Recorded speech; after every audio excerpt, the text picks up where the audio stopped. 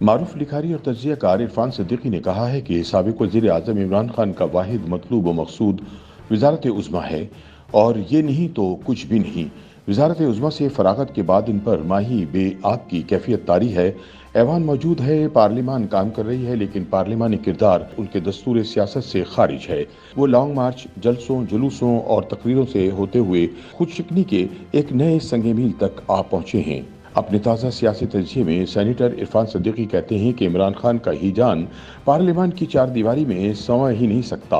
آنے والے الیکشن میں وہ جیت گئے تو اسمبلیاں ایک بار پھر توڑنے کے لیے اپنی آستین سے کوئی نیا جادوئی کبوتر نکال لیں گے، اور اگر ہار گئے تو دھاندلی کا الزام لگا دیں گے، کیونکہ ان کے خیال میں وہ کسی بھی صورت ہار نہیں سکتے۔ اگر یہ انہونی ہو گئی تو ان کا قافلہ سخت جاں 26 سالہ صبر آزما سیاسی جدوجہد کے ایک نئے مرحلہ شوق میں داخل ہو جائے گا۔ ان کا کہنا ہے کہ عمران خان کی سیاست کچھ ایسی کیمیائی اور طبیعیاتی عناصر کا مرکب ہے جو ہماری نہایت مشتاق سیاسی تجربہ گاہ کے لیے بھی عجوبے سے کم نہیں۔ ہر آن ہنگامہ بپا کرنے اور پوچھاؤ بازار کو بازی گاہ بنائے رکھنے والی پارلیمان بیزار سیاست ان کی رگ و پے میں رچی بسی ہے۔ عرفان صدیقی کہتے ہیں کہ عمران کی افتاد تباہ میں یا اپنا گریبان چاک یا دامن یزداں چاک کا ایک ایسا خودکار نظام کار فرما ہے جو ٹھہراؤ کی ایک خاص درجہ سکون تک پہنچتے پہنچتے ہی متحرک ہو جاتا ہے اور ان کے لہو کو گرم رکھنے کا کوئی بہانہ دے جاتا ہے۔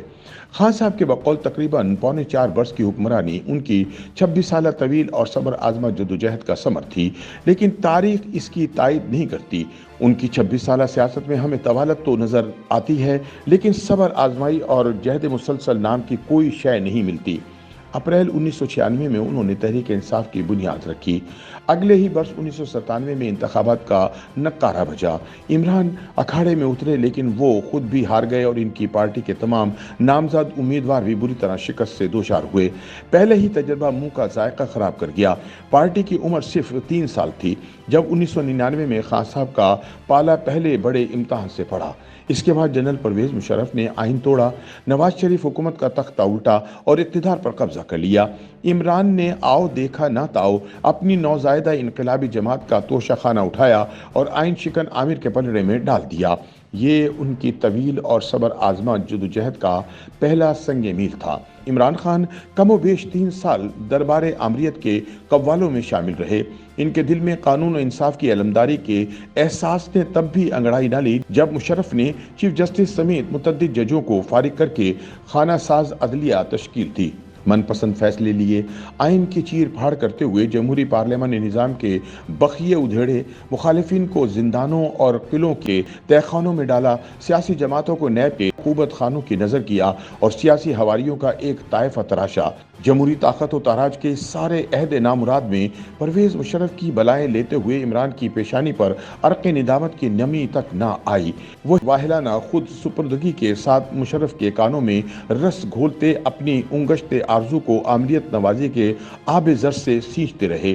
2002 میں ریفرنڈم کی مشق ملامت ایوب خان اور ضیاء الحق سے ہوتی ہوئی مشرف تک پہنچی تو وہ بے حجاب ہی نہیں، مکمل طور پر بے لباس بھی ہو چکی تھی۔ یہ ہماری تاریخ کا نہایت ہی مضحکہ خیز اور حیا باختہ تماشا تھا۔ اس تماشے کی سرخیلوں میں 2 کردار سب سے نمایاں تھے، ایک علامہ طاہر القادری اور دوسرے عمران خان۔ دونوں کے دل میں درجات بلند کرنے کا جوالا مکھی دہک رہا تھا۔ دونوں انتخابی ناکامی کے تلخ تجربے سے گزر چکے تھے۔ اس صبر آزما اور طویل جدوجہد کا ثمر یہ ملا کہ دونوں قومی اسمبلی کے ایوان میں داخل ہو گئے۔ عرفان صدیقی بتاتے ہیں کہ یہاں سے خان صاحب کی پارلیمانی زندگی کا آغاز ہوا۔ اسمبلی میں نووارد ہونے کے باوجود وہ کوئی نوخیز نہ تھے۔ 50 برس کی عمر کو پہنچ چکے تھے اور 6 برس سے جماعت کی قیادت کر رہے تھے۔ اپنی سیاسی زنبیل میں دعووں، وعدوں، نعروں، نظریوں اور اصولوں کا اچھا خاصا اثاثہ اٹھائے پھرتے تھے۔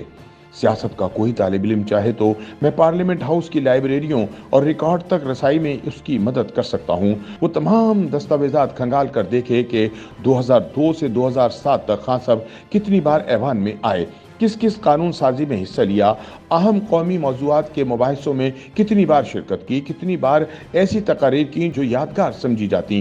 कम लोगों को इल्म होगा कि इमरान खान को कौमी असम्बली की 2 निहायत अहम कायमा कमेटियों की रुकनियत सौंपी गई, पब्लिक अकाउंट्स कमेटी और कश्मीर कमेटी। देखना चाहिए कि खान साहब कितनी बार पब्लिक अकाउंट्स कमेटी के इजलास में गए, किसके एहतिसाब के लिए क्या किरदार अदा किया, करप्शन के सद्देबाब के लिए कितनी मौसर रहनुमाई फरमाई और इन अरफा मकासद के लिए कितने बिल पेश किए। कश्मीर कमेटी का अहवाल इससे भी गया गुजरा है। कमोबेश 5 साल तक ऐवान हो या कायमा कमेटी या कोई और पार्लिमानी वजीफा, खान साहब ने किसी को भी अहमियत नहीं दी, सिवाय 2002 में हलफ उठाने और 2007 में मुस्ताफ़ी हो जाने के दरमियानी अरसे में तनख्वाहों और मराद के हुसूल के सिवा उनका कोई और किरदार नजर नहीं आया। उनका कमाल फन ये है कि अब तक वो 3 बार कौमी असम्बली के रुकन चुने गए, तीनों बार जल्द या बदेर मुस्ताफ़ी होकर सड़कों और चौराहों में आ गए। इरफान सदीकी कहते हैं कि 2008 के इंतखाबात में उन्होंने हिस्सा ही नहीं लिया, बस ये आस लगाकर बैठ गए कि कभी तो कोई घटा उनके किश्ते वीरा का रुख करेगी। करना खुदा का क्या हुआ कि एक दिन खान साहब बनी गाला की पहाड़ी चोटी पर अपने घर के कुशादा लान में धूप सेंक रहे थे। मौसमों को अपनी मर्जी का पैराहन पहनाने और खयाबान सियासत में मर्जी के लाला व गुल खिलाने वाली चंचल हवाएं पायले छनकारती पहाड़ी शादाबियों से खेल रही थी कि उनकी नजर खान साहब पर पड़ी। यकायक दिल दे बैठे। 2011 के लाहौरी जलसे से 2018 में आरटीएस की मर्गे नागहानी तक की दास्तां खान साहब की सबर आजमा जदोजहद की कहानी नहीं, उन्हीं इस शोख हवाओं की फितना समानी थी। नवाज शरीफ से बैर रखने वालों का कबीला उन हवाओं में खुशबुएं बखेरने लगा। कालिम निगारों की शेफ्तगी और अबनाए वक्त की वारफ्तगी जज्बे फरावां से छलकने लगी। इमरान खान वजीर आजम बन गए, पार्लिमानी जबान में इन्हें कायदे ऐवान चुन लिया गया। अप्रैल 2022 में एक जमहूरी आईनी मश्क के जरिए ऐवान की क़यादत से महरूम होने और वजारत उज़्मा से फरागत के बाद इन पर माही बेआब की कैफियत तारी है। ऐवान मौजूद है, पार्लियामान काम कर रही है, लेकिन पार्लिमानी किरदार उनके दस्तूर सियासत से खारिज है। वो लॉन्ग मार्च, जलसों, जुलूसों और तकरीरों के होते हुए खुद शिकनी के एक नए संगी मील तक आ पहुंचे हैं। दुआ है अल्लाह ताला इनकी हालत पर रहम करे।